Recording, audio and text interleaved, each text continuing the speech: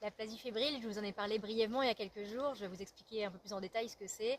Finalement, c'est quand ton corps n'a plus du tout de défense immunitaire. Il faut savoir qu'avec les chimios, ça tue les mauvaises cellules, mais ça a aussi un impact sur les bonnes cellules. Et c'est pour ça qu'on a des injections le lendemain pour faire remonter les globules blancs. Moi, en l'occurrence, celle-ci, elle n'a pas fonctionné et les globules blancs, ils se sont cassés la figure. Ma prise de sang était très mauvaise. Et finalement, les symptômes, ce qu'il faut savoir, c'est que souvent, c'est on est très faible. Et puis, surtout la fièvre. Ça, votre oncologue, il vous le dira forcément. Euh, il faut surveiller votre fièvre généralement quelques jours après les chimios. Moi, c'est arrivé à J+7 à chaque fois.